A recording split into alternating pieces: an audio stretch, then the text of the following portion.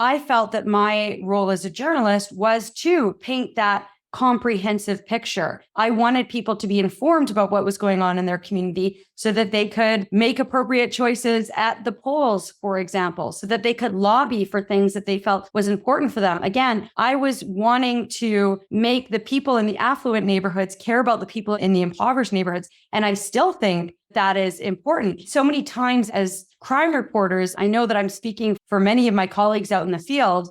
When I say this, we're wanting to scream from the rooftops, like, pay attention. This is what life is. You live in your bubble over here.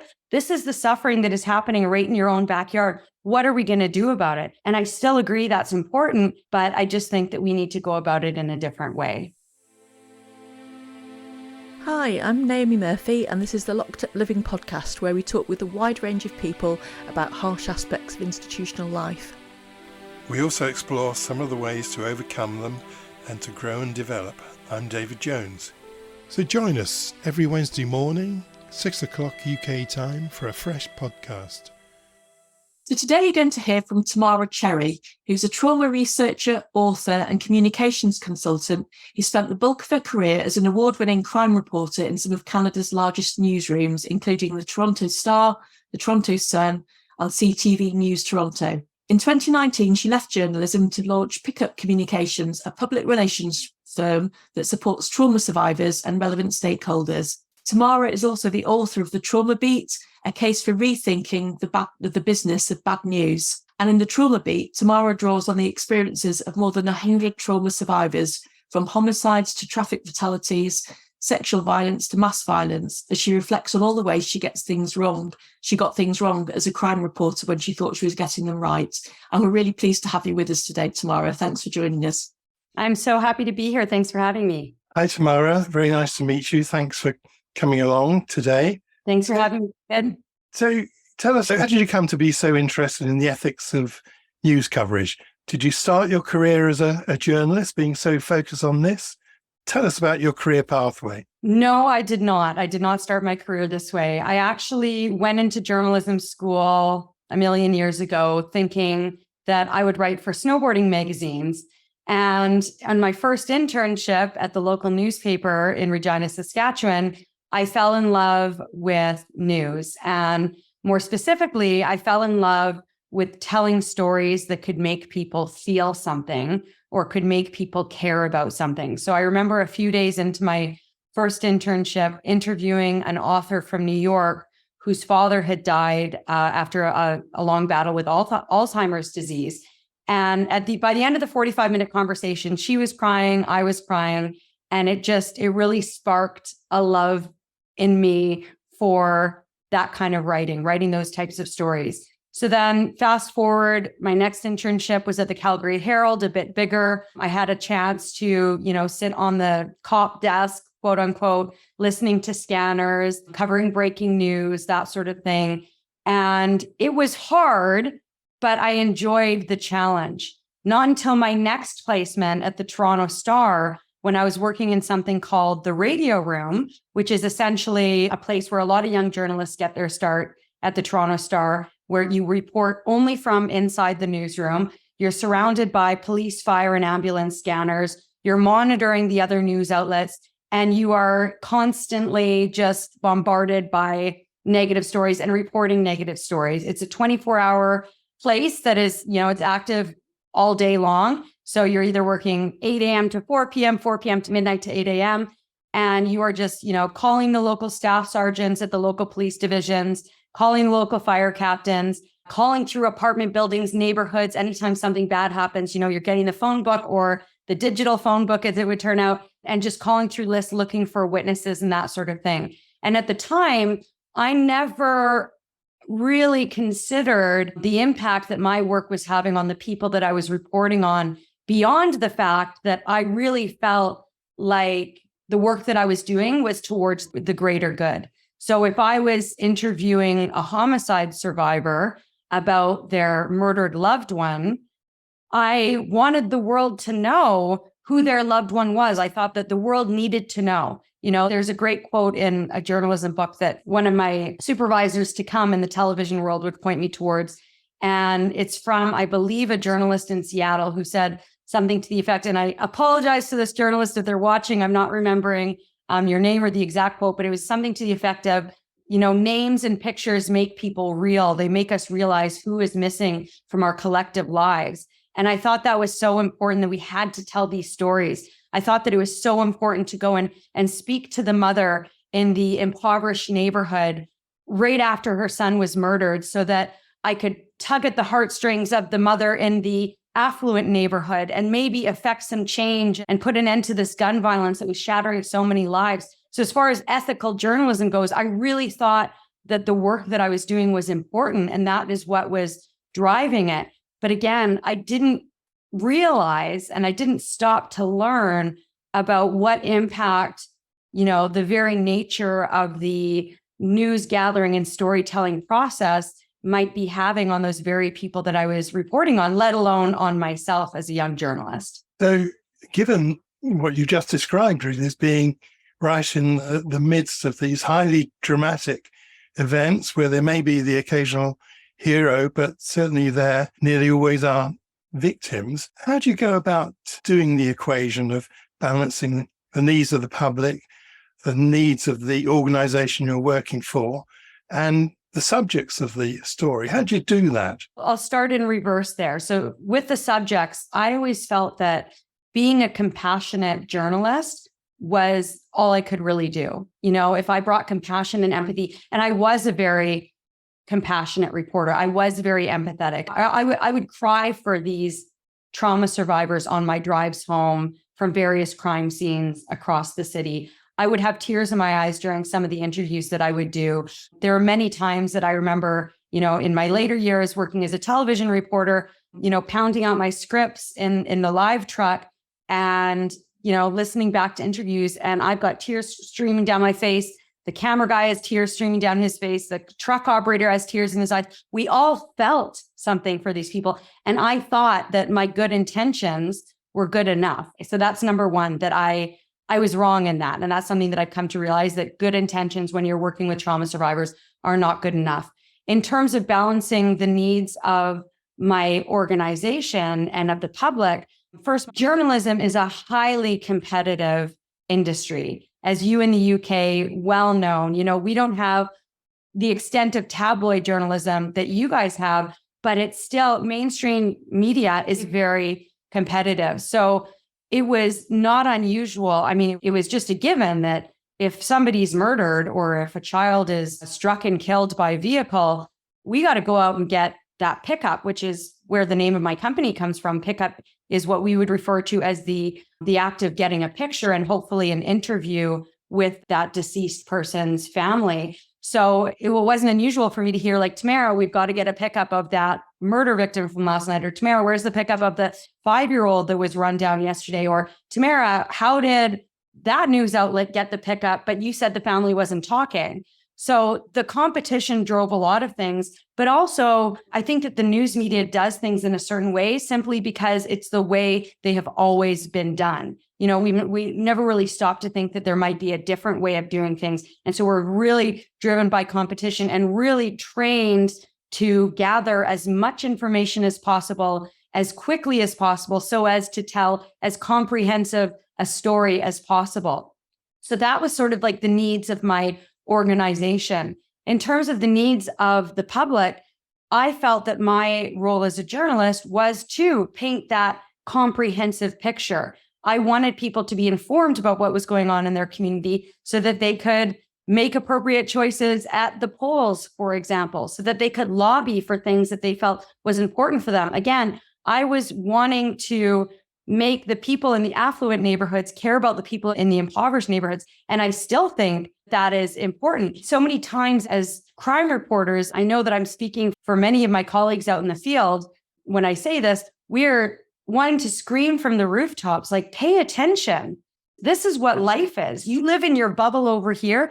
This is the suffering that is happening right in your own backyard. What are we going to do about it? And I still agree that's important, but I just think that we need to go about it in a different way. Thank you. You said something earlier on. I think you said good intentions aren't enough. I wondered if you could expand upon that a bit. For sure. So if you would have asked me 5 years ago, are you a trauma-informed journalist? I would have said, first off, I don't know what that is. I've never heard that term before. In my nearly 15 years as a crime reporter, nobody ever mentioned the term trauma-informed or trauma-informed journalism. And then I would have said, I mean, yeah, I deal with trauma on a daily basis. I'm speaking with victims and survivors on a daily basis, sometimes multiple times a day. What more could I possibly know about trauma? The problem is, I didn't know about trauma. I didn't understand until my research project examining the impact of the media on trauma survivors and the impact of trauma on members of the media.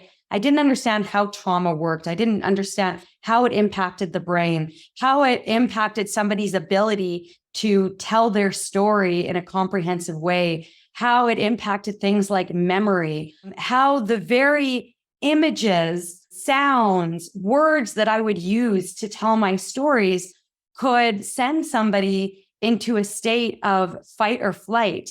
I didn't understand how I could trigger those trauma responses, how I could, send somebody's heart rate racing just by, well, I say just, that's how I would have thought of it before. Now I understand the enormity of it. But for example, showing images from a crime scene in a murder that happened several months ago. Let's say that there's a murder that happens in this neighborhood in Toronto, and it is the third homicide to happen in that neighborhood since the beginning of the year. It would have been commonplace for me to say, this is the fourth homicide or third homicide to happen in this neighborhood since the beginning of the year. Here are the other three. And then suddenly people who weren't expecting their trauma to be on the public stage again are seeing an image of their loved one's body being removed from a crime scene in a body bag. I didn't understand the impact of even using that image to begin with until I did my research. So my good intentions of being compassionate, empathetic, really caring about these people, they weren't good enough, because a lot of what I was doing, as I said, as part of the news gathering and storytelling process, were causing harm. And they continue to cause harm in the way that many of these stories are told with the sounds that we play. You think about mass violence incidents. I know that anytime I hear about an incident of mass violence, it is just a matter of time, probably a matter of minutes or hours, that we are going to get that dramatic cell phone video from inside the school or the nightclub or whatever it is, where you can hear the sound of gunshots, where you can hear the sounds of people screaming, where you see people fleeing and running for their lives. All of that stuff can bring on the trauma responses, not just of the people who were involved in that specific incident, but of countless others who were involved in similar incidents, who are suddenly hearing those sounds and being brought back to that moment of their traumatic event. Yeah, that's so true. So really, you're saying you need to add thoughtfulness and sensitivity to good intentions. Yeah. Oh, yeah. You have to learn about trauma. And one thing I will add to that, beyond learning about trauma, when it comes to good intentions are not good enough, the news business is such that, we work in such a fast-paced environment that as soon as we get that name of that victim, we are looking down the phone book, we're searching social media, we're knocking on doors looking for that family, not understanding that many times, at least here in Canada and the United States, where my research took place, that homicide survivor, that traffic fatality survivor, whatever it is, the mass violence survivor who thought they were about to die, they haven't even been in touch with somebody like a victim services person or a survivor support worker. And there we are arriving at their door when they're in a complete state of shock. Many times, they're telling us, no, we don't want to talk. And we are cajoling them into these interviews. And I say that word, and I know it has a very negative connotation. But again, as a journalist, my intentions were very good. If you just come out and talk to us for just 2 minutes, we're all going to go away. We'll all leave you alone. That's not okay. If they don't want to talk, we should just leave them all alone. But our offices, our bosses are telling us, stick around just in case they start talking to somebody else. You can stick your mic in there. Ask them and give them a few hours and then go see if they change their mind. And what I learned from my research was many times that could cause further trauma down the road when that cloud of shock had lifted and survivors reflected back on those early hours and felt that they were exploited, they were taken advantage of, that they were convinced to talk when they knew they didn't want to talk, that they were portrayed in a way that they didn't feel represented who they were at the time or in the present tense. Thank you very much. So you're immersed in these highly dramatic situations that we've mentioned already. And you've also mentioned your desire to have an influence, to change things. But is there any research on whether these highly charged and emotional stories ever bring about any change? Not that I have found. I would love to find something that shows me that, showing a body bag on TV makes people pay attention and makes people care. I would love to see something that shows me that showing that grieving mother on TV leads to an arrest in a case. That statistically speaking, you're more likely to get that right tip in a homicide if you have that grieving next of kin on camera crying into the microphone. I have heard, certainly anecdotally, from homicide investigators that, if you have that family talking, tips come in. But it's not necessarily the right tips. It's people might want to help, but very rarely, especially in this day and age of surveillance cameras and cell phone video and dash cam and all that stuff, it's very rare that I actually can't think of one instance where a grieving mother or father, whoever on TV, led to that tip coming in. Another thing that we can't quantify that I would love to see is the stories that we do on impaired driving. So when I surveyed and interviewed survivors of traffic fatalities, many of them were survivors of drunk driving, impaired driving. They pretty consistently told me, we don't want to see the car wreck images. Don't show us that, because all I can see is my loved one dead inside that car. Even if you can't see the body or anything like that, that's all they can see is their loved one crumpled inside that car. And it's incredibly powerful for them. And they lobby newsrooms like, remove this image, all this stuff. I would love to see research that shows us that showing those images that I think that society has become quite desensitized to actually leads to fewer instances of impaired driving, for example. One case that I refer to in my book, where I'm reflecting back on this ride along that I did. I'm not sure if you guys would call it the same thing in the UK, but where basically I went along with police as they were out looking for impaired drivers. And it was like shooting fish in a barrel. They were just arresting person after person, like 9:00 on a Friday or Saturday night. And the first person that they arrested was somebody who had, he had run into some parked vehicles, caused all this damage. And he was like stumbling drunk. And I think he blew 3 or 4 times the limit. And this guy was arrested not far from a place where 3 children and their grandfather had been killed by a drunk driver in not too long before that. It was huge national news, huge local news. Everybody knew about this case. We showed the images of the crumpled minivan. We interviewed the grieving parents. We showed the images of these children and their grandparent who had been killed and other loved ones who had been injured. We told all of these most heart-wrenching stories. And yet this man and so many others were still driving drunk. So do those make a difference, or do something else make a difference? I have seen research on the impact of, for example, showing high school students an hour-long presentation about impaired driving, where you might have an impaired driving offender come and talk about what happened, or a survivor of an impaired driving fatality come and speak about the impact. I have seen that the numbers that show that can lead to fewer high school students, for example, choosing to drink and drive. But what's the impact of the 90-second news story or the 400-word print story and the image on TV? What is the impact of that? I haven't seen the research of it, but I would love to see it. Again, anecdotally, something that I do as one of the many hats that I wear here in Canada is I act as a fill-in radio host on some pretty big radio shows, and it's talk radio. So I like to do, topics that will have callers calling in. And every once in a while, I'll do the topic like, what do you want from your news?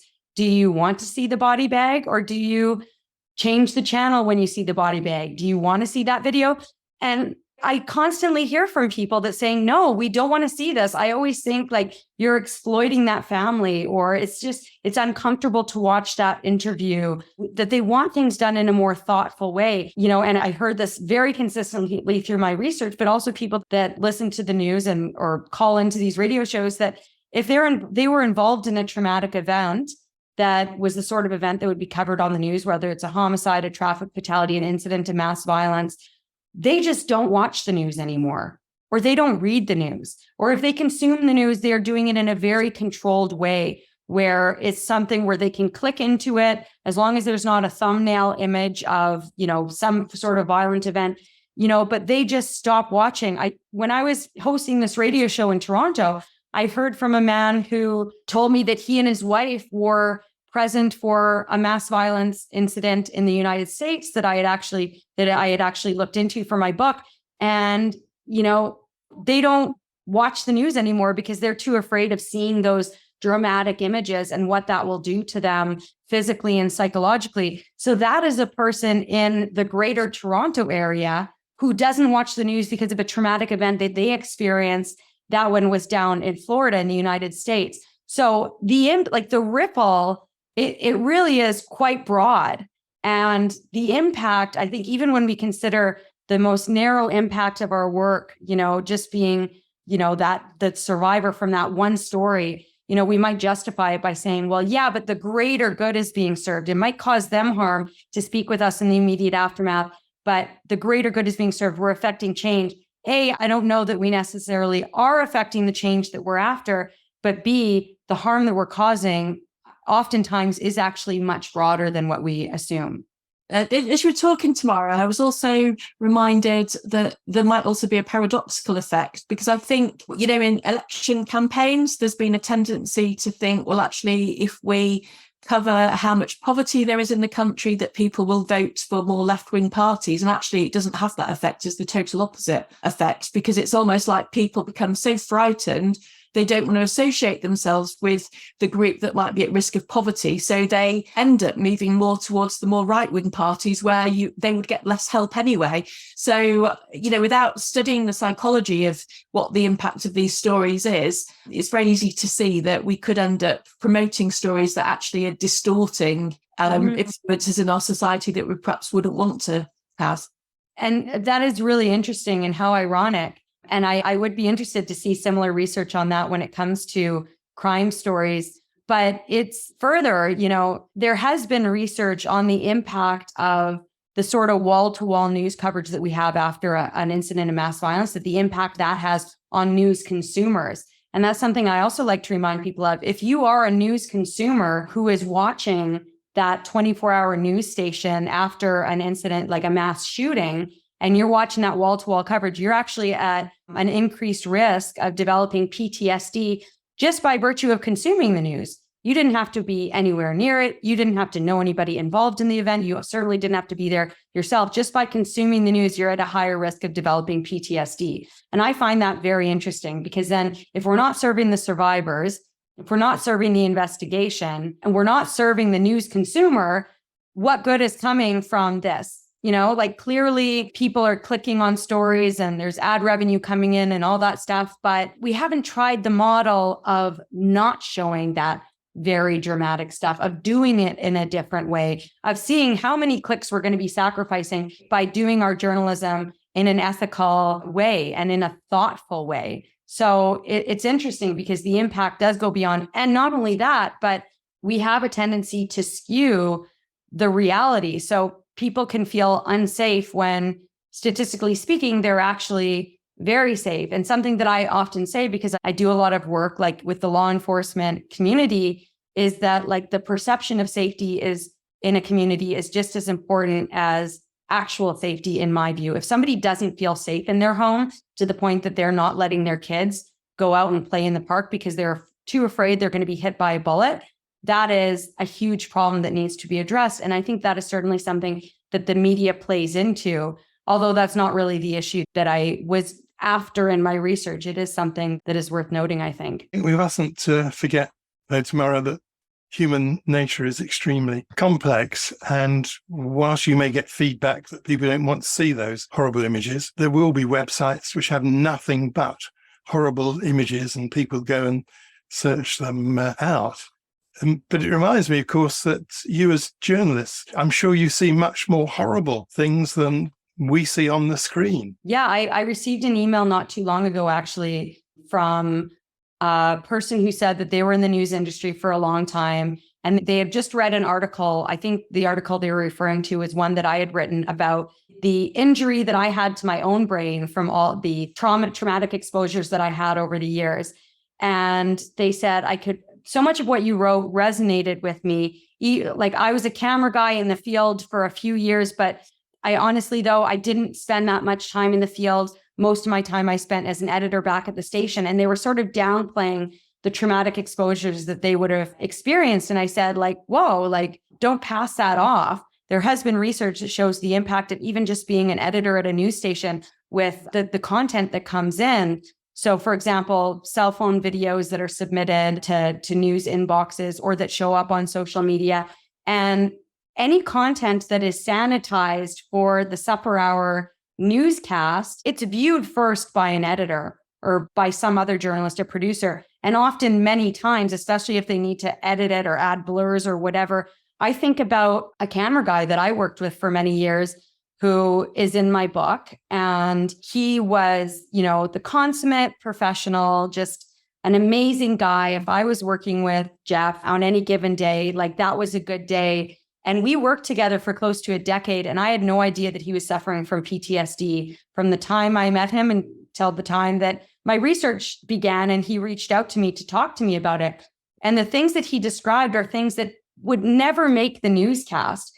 Things like he was a camera operator in our news helicopter for a number of years, and arriving at a scene where a body had been found and seeing somebody who had died by suicide. That's not going to make the news, but it ends up in his brain. Or being at the scene of a traffic fatality and rolling on, a couple that is arriving at the scene and going and talking to police and then collapsing as they realize it was their child that was killed, or their loved one that was killed. And such a dramatic moment that didn't make the news, but it made its way into his brain. Or the constant traumatic exposures by way of interviewing these homicide survivors day in and day out, and listening to very disturbing court testimony day in and day out, and seeing the exhibits that are in court. Like, there are so many traumatic exposures that journalists have. And a term, again, that I didn't know, not until my research, but actually before that, when I started looking for a therapist to figure out what the heck was going on with me some years ago, was, vicarious trauma, that you can absorb the trauma of people that you're working with. And as a crime reporter, I was often talking to people on the worst day of their life, and that made an impact. But we as journalists, just as people in so many other industries, sectors, corrections, policing, paramedics, it's so similar,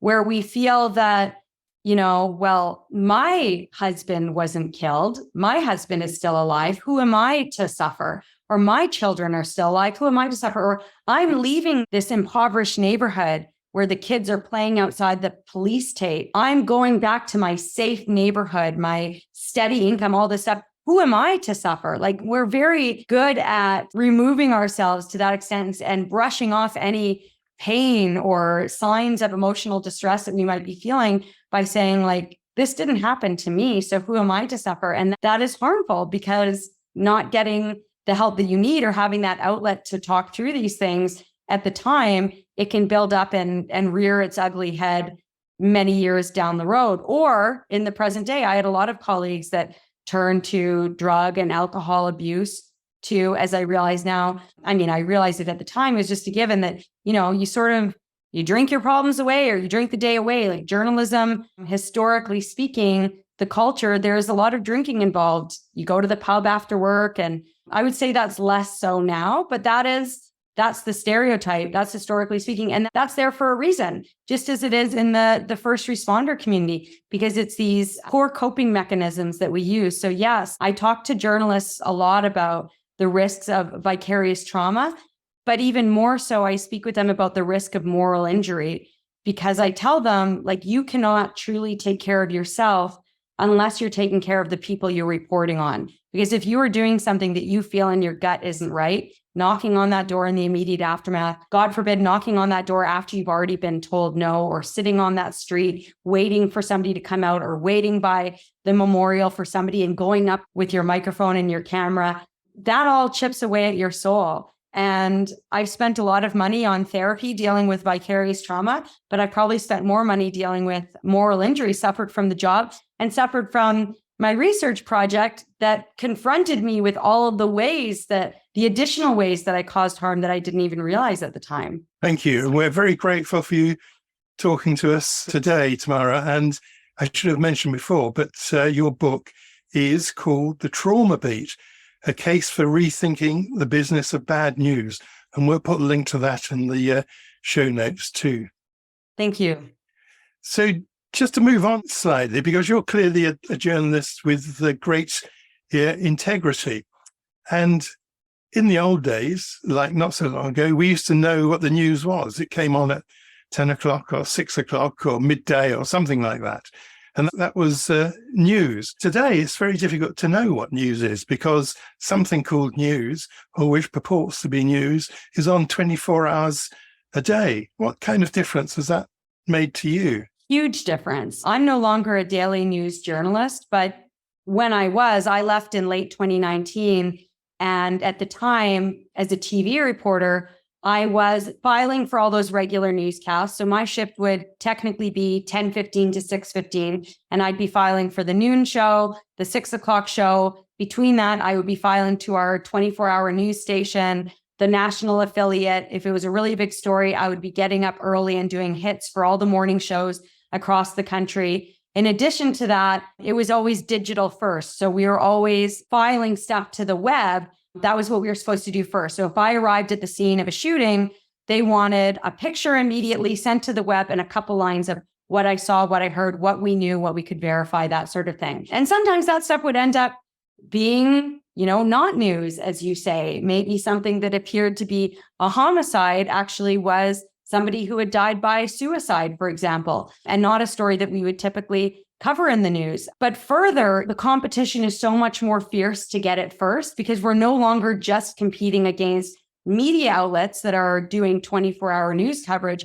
We're also competing against social media. So if social media has something out there, a citizen journalist, John Doe, has tweeted, oh, this is what's happening here, then we want people following the news website, not the social media people who are tweeting out their information or throwing it on Instagram or whatever. So there's so much more competition and so much more stress involved and need to produce content that we are working even faster than before to do things like those door knocks or calling down those phone lists or sending out those media or those requests on social media.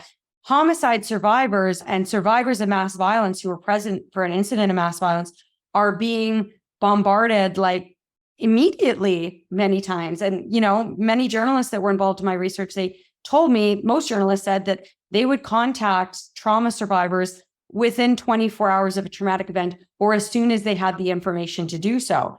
So if we know immediately who it was that died, we're looking for their next of kin.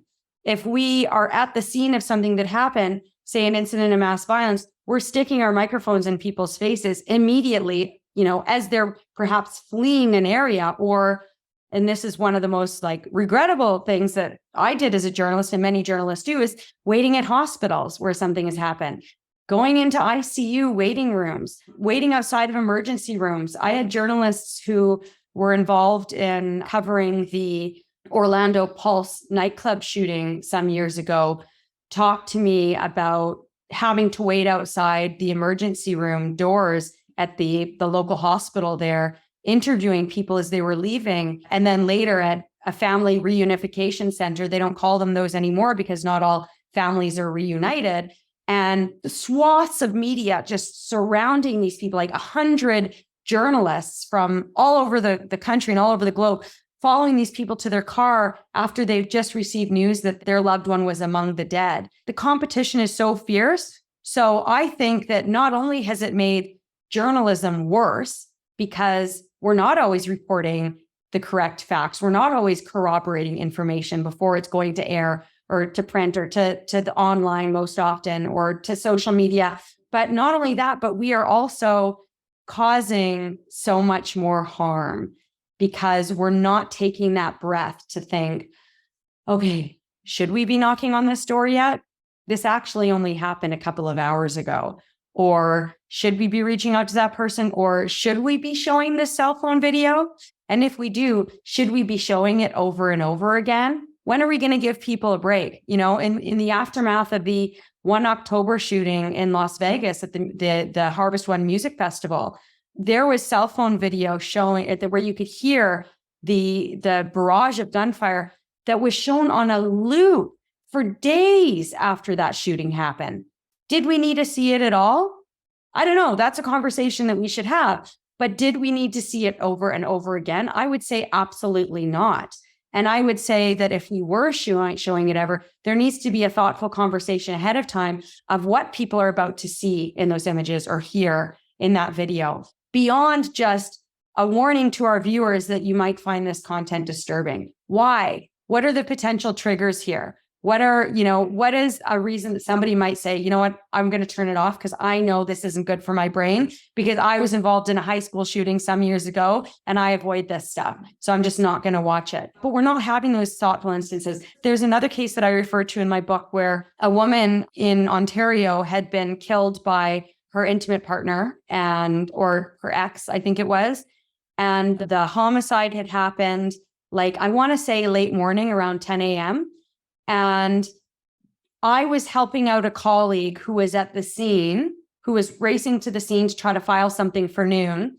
And I was helping them out from the office by just gathering as much information as I could. And so we knew where the homicide happened. So in very quick succession, I found the property records for that location, got a name from that property record, Googled it, found an obituary for who I believe to be the deceased person's father. From that obituary, found somebody who I believe to be the deceased person's brother, found a lawyer who had that name and who somewhat lived in the neighborhood, and called that law office thinking, well, if he's in the office, I obviously have the wrong person because they would have been called away by now. Not thinking about the fact that this woman, her body was just found an hour or two before.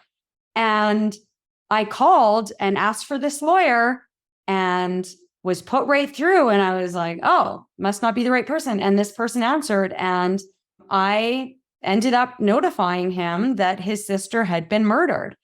And that is not the way that somebody should get that news. Research has shown that it is harmful if people do not get death notifications in a proper way by a person who is trained in trauma and death notifications and all that stuff. But that was not the only regrettable incident in my career because I was rushing to get that information that I inadvertently notified somebody that their friend or their loved one, their close loved one had been murdered or killed in some horrible way. And that is not okay. It's not okay. There's a reason that at least, police in the greater Toronto area have become accustomed to if there's a traffic fatality and it involves a very identifiable vehicle or a children's bike or a child's bike, or, you can see the license plate, that they will go up to the news media and say, can you just blur out the license plate? Or can you not show this car because we haven't been able to find the next of kin yet? And sometimes the media listens and sometimes they don't. And sometimes somebody at home is turning on the TV and seeing that very recognizable vehicle on that very recognizable route that their loved one takes to work. And suddenly that is how they find out. I had a woman in my book whose husband was a police officer who was murdered on the job. And she found out that he was dead by seeing him being wheeled into the hospital as paramedics are pumping on his chest, and her mother recognized his shoes, and she had recognized his undercover van at the scene because media was already there. But it was a number of hours still before the police chief showed up at her door to give her the official notification. And that was awful. And that presents a whole other layer of trauma that the frantic trying to find out what's going on is that wave of trauma is slowly making its way to her door. Thank you, Tamara. I mean, I really admire your honesty with yourself, actually, in terms of reflecting back on your career and being honest with yourself about, has this always been the right thing to do? And I think it takes a lot of courage to do that, and great to hear that you are doing that. And I think I happened on you by noticing some of those reflections in a post that you'd put on social media, and that drew my attention to your work. And I also spotted around the same time an article by, I think her name was Dhruti Shah, and a journalist who was speaking about the impact of covering traumatic stories. But I suppose I'm wondering why more journalists aren't talking about this and thinking like this. Are you a particularly empathic person? What's going on? Honestly, Naomi, I think it's they just don't know. I don't think that there's any real courage or anything in talking about the ways that I got things wrong. As a journalist, I'm just telling the truth. When I began my research and began getting survey responses back on all the ways that we as reporters were getting things wrong, as a journalist, I felt like I was sitting on something that needed to be shouted from the rooftops. This is news. The way that we're doing things is causing harm. We need to come to a better way. And journalists, I really believe that the vast majority of journalists, just like first responders, they go into their jobs because they want to make a positive difference in this world. And to find out that they are actually causing harm is very troubling. So I don't think, I don't think there's anything special about me talking about the harm that I caused. It's just that I know now. So I have the platform to speak about it because I know I have the research. And I think that as more journalists learn about it, it's not necessarily that they'll be talking about it, but they'll be changing the way that they do things. And I mean, that is my goal, not just for journalists, but for the victim support community, victim services, survivor support workers, whatever you want to call them. Everybody needs to come together and think about how can we tell these very important stories better? How can we do them in a way that is better for the survivors at the center of it, for the news consumers, for the journalists telling the stories, for the investigators, for everybody, because there is a way that it can be done better. And we just need to be having those conversations. I also think that when I do hear from journalists, there is most of the time that I hear from journalists, 99% of the time that journalists reach out to me, it is because they want to say, thank you for talking about this. Nobody ever talks about this stuff. And I've always felt like what we do it has never sat right with me. Or I was a journalist for a number of years and I had to leave because I couldn't take the door knocks anymore. And thank you for talking about this. But every once in a while, I'll hear from a journalist who says well, that's the job. And, we need to report the news. So we need to talk to these people. And they're still sort of thinking through that lens of, you need to be an objective fly on the wall, just reporting what you're seeing. And they haven't come to terms with the fact that, we are human beings. We cannot be just an objective fly on the wall reporting atrocities that are happening in front of us. It is going to impact us. And the work we're doing is going to impact the people that we're reporting on. So how do we minimize that harm? If we can't eliminate that harm, how do we at least work towards that harm reduction?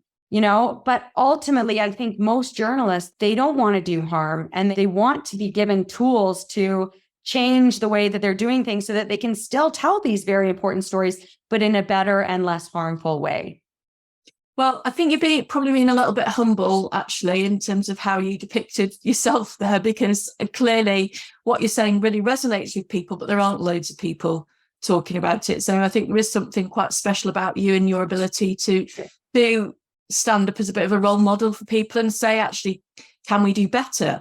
But it leaves me wondering, what's it like when stories are told by journalists who aren't empathic, those who are more emotionally disconnected, or those who do care less, maybe because the work has created that sense of disconnect. But what does that mean for news? That's interesting because it makes me think about a conversation that I had with a colleague and a friend of mine after I left my last posting at CTV News Toronto. And we were at a Christmas party at a friend's place. And this is somebody who I just love. He's a friend and he's an incredible journalist, an incredible writer. And he was the kind of person that could really encompass the pain and the suffering of an awful event in like a sentence or two. He just had a way of telling stories that was so impactful. And he said to me, you know, the difference between you and me is that you actually cared. And I said, well, that's ridiculous. You obviously care too. He's like, no, you really cared. And I said, but you cared, like it came across in your writing, everything. He said, no, you really cared. And I talked to my therapist about this later. And I said, how is it that I could be so impacted by this job, that I could suffer so much from this job and he didn't? And first thing I'll say is, like, who's to say that he didn't? Maybe he did. And I think that probably he did. But secondly, my therapist told me that different people, they have, different capacities for this stuff, and where you are able to shut that off or evoke certain emotions from people to tell a good story. But I still think that unless you are a psychopath, unless you completely lack empathy, I still think that you're not going to want to cause harm. So even though my colleague might have been somebody who could, with his personality or whatever, evoke these emotions without breaking down in tears or whatever to tell a good story, I really think that if I were to tell him that what you're doing is actually causing harm, that he would change the way that he was doing things to still tell an impactful story. If you actually have a psychopath and you have somebody without empathy, though, are those in the news business? No doubt there are, because, well, I said most people I've encountered go into this profession to make a positive difference in the world. There are some who go into the profession because of ego, or, they want to be on TV, they want to be famous or whatever it is. And I've seen that, it's rare, but I can certainly point to a couple of reporters that I would never send a trauma survivor to. And that is harmful. Those are the people that, like, that, it's just more harmful. And it is harmful to everybody for all the reasons that I mentioned. But the worst part is that those are the people that won't necessarily change unless there is systemic change. They're not going to go behind their boss's back and just say, like, they're not going to tell their bosses, I'm not going to knock on that door again. Or they're not going to tell their bosses, yeah, I already knocked on the door again. And they're not talking even though they didn't knock on the door again because it was the right thing to do.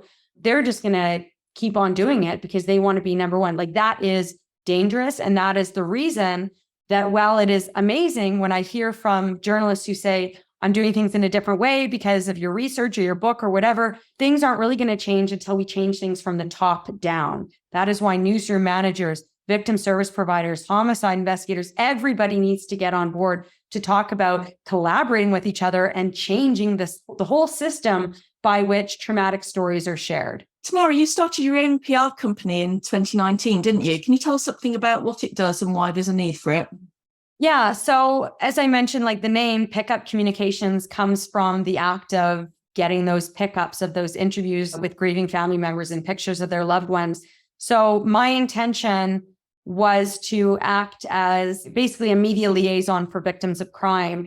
And I launched my company it was January 2020 that I officially launched. And we all know what happened a couple months after that with the pandemic. So I had started my company by having all sorts of media or interviews with various police departments, basically asking them to hire me as a consultant to support their trauma survivors. And when the pandemic happened, that all came to a grinding halt, as there were other priorities, obviously.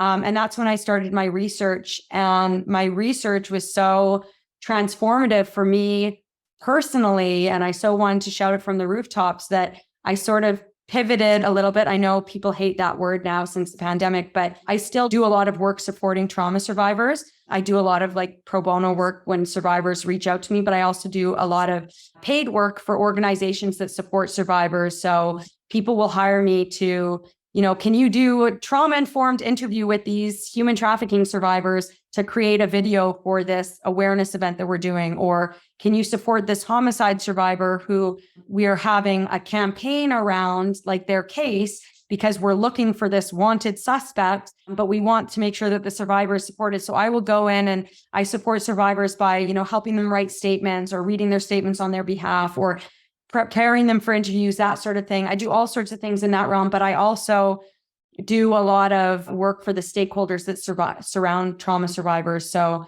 things like training victim service providers about trauma-informed storytelling and how they can better support survivors, training journalists, around trauma-informed storytelling and how they can better take care of themselves by taking care of the people that they're reporting on. And also I just do like public relations work for a lot of people in the trauma realm. So whether they are military veterans or law enforcement entities or firefighters or whatever, that is my bread and butter, is trauma survivors and the stakeholders who surround them. Ultimately, just trying to change the system by which trauma survivors share their stories and are impacted by the media, interact with and are impacted by the media. Thank you, Tamara. Today you've spoken to us with quite searing honesty, I think. How do you look after yourself? A lot differently than I used to, which was before it was basically nothing. Like when I was a journalist, it was crying into my steering wheel on my drives home, going inside, like hugging my husband, maybe crying into his chest before like taking a few deep breaths and being mom, and happy and everything to see my kids, and then going and relaxing on Netflix and rinsing and repeating the next day. Now I am a lot more mindful in the work that I do. I see a therapist on a regular basis, even when I don't feel like I need to. I recognize that I need to have an outlet for the trauma that I'm absorbing from other people, because I recognize now that it does impact my brain. I also am on medication to try to regulate my baseline for stress that was so dysregulated from all those years of, the peaks and valleys. I exercise a lot. I've started doing a lot of deep breathing. So when I'm feeling very stressed, I will breathe in for 4 seconds, hold it for 4 seconds, breathe out for 4 seconds. I try to teach the same to my kids. And honestly, like one of the most healing things for me has been talking about this stuff and trying to make a difference. I've learned that helping people is sort of a way for you to heal through your own trauma too. And, just last month, I was in Toronto recording my audiobook, and I had been really nervous about this for many months because I was like, there are some really painful parts in that book that I have not looked at since my last big edit, that I have never uttered aloud to anybody. And how am I going to read this for my audiobook reporting? And what I realized in recording my audiobook, that while I did have tears in my eyes during a few particularly painful moments in my book, those tears were driven more by passion than pain. They used to be driven by pain. And now there is still some pain there that I'm still working through with therapy, but it's more my passion to affect change. So that has been very healing to me, but also therapy. And for me, medication has been extremely helpful in regulating my emotions. And like for me, my PTSD, as my therapist has told me that I've had, would rear its ugly head in when I would like snap on my children. And my bucket would fill up really quickly and I would just lose it, and unpredictable moods and all that stuff. And I don't have that anymore for the most part. I have my moments, but I'm in a much better place now. And I'm just mindful of the need to perform that regular maintenance on my mental health through exercise, through therapy, through deep breathing. I don't do enough yoga. I rarely do it, but I know I should do that, and meditating. I try to just be more mindful and, be with my surroundings, and also diversify the work that I do. So while everything I do is trauma, I do still do like the fill-in radio hosting where I can talk about whatever stupid story of the day that has nothing to do with trauma. And while I do a lot of trauma work in that too, like I recognize the power of taking a break from it and doing something totally non-trauma related. So yeah, it used to be all trauma. Now it's a little bit of everything. Good. And it sounds from what you've been saying to us today as if some similar program of self-reflection and self-support should be included for most news reporters. Just as it should be included for anybody whose job involves trauma or interacting with trauma, whether they are corrections workers or a court reporter or a judge or a crown prosecutor or a police officer or a paramedic or a social worker in a school, a guidance counselor, whatever. There are so many professions out there, nurses, doctors, that their jobs inherently involve trauma. And we need to be building in mental resiliency training into their regular training. Not only resiliency to help prevent that harm, but then also proper measures to take care of these people after they have suffered those critical stress injuries, so that when they are brought back to work, they are in a healthy space. We have, the first responder community has come a long way. They still have a long way to go. Journalism, they're starting to talk about it, which is great. Corrections, I'm not sure. You can tell me, but we're starting to have these conversations. I feel like society is becoming more attuned to the whole trauma-informed phrase. And that is a great place to start, but we certainly still have a long way to go. Thank you very much, Tamara. That's been a brilliant conversation. So thank you for coming on and being so candid with us. Thank you both so much for having me. I really appreciate the platform. Brilliant. Thanks very much.